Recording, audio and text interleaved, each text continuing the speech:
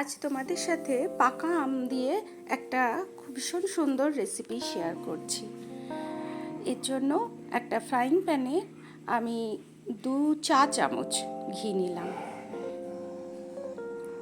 দিয়ে ঘিটা একটু গরম হতে দিয়ে আমি একটু এলাচ কয়েকটা একটু থেতো করে নিলাম। এবার সেই থেতো করা এলাচটা ঘিয়ে দিয়ে এবার কিছু বাদাম কুচি একটু ভেজে নিয়েছি। আমি এখানে আমন্ড কুচি দিয়েছি, তোমরা চাইলে কিন্তু এখানে অন্য যে কোনো তোমাদের পছন্দ মতো বাদাম ব্যবহার করতে পারো, কাজু, এমনকি চিনে বাদামও ব্যবহার করতেই পারো। আমার একটু বাদামটা ভাজা ভাজা অল্প করে আমি এর মধ্যে সুজি দিলাম। ওই যে দেখলে 1 বাটি, ওই 1 বাটি সুজি দিয়েছি। এবার এই সুজিটাকে আমি ভালো করে একটু ভাজবো ঘিয়ের মধ্যে। এদিকে ততক্ষণে আমটাকে একটু কেটে নিই। এবার এই যে সুজিটা ভাজছি, এটা একটু ভাজতেও হবে যেমন, তেমনি যেন রঙও না ধরে আর কি।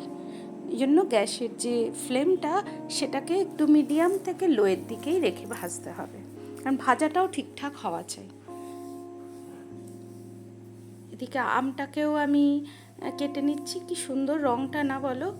এই পাকা আমের রঙটা এত সুন্দর হয়, যার জন্য আমার এই যখনই বাজারে পাকা আম ওঠে, মানে আমি বিভিন্ন রকম এই দিয়ে খাওয়ারও বানাই আর কি। মানে আম খেতে এমনিতেই ভীষণ ভালোবাসি। মানে আমের সময় আমাকে সকাল বিকেল যে কোনো সময় আম দিলে আমার আম দিয়েই আর কি পেট ভরিয়ে নেবো বলি, এতটাই আম প্রিয় আমি।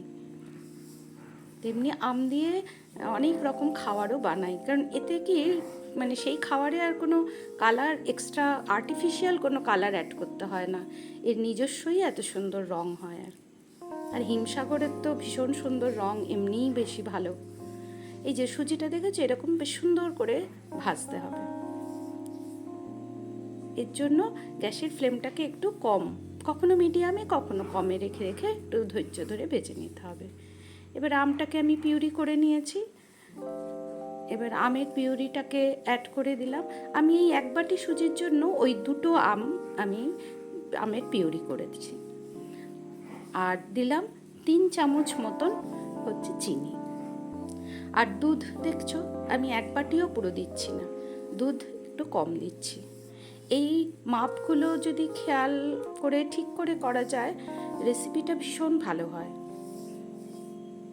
এবার দুধটাকেও অ্যাড করে দিলাম, দিয়ে এবার এটাকে ভালো করে সব একসঙ্গে মিশিয়ে নিচ্ছি।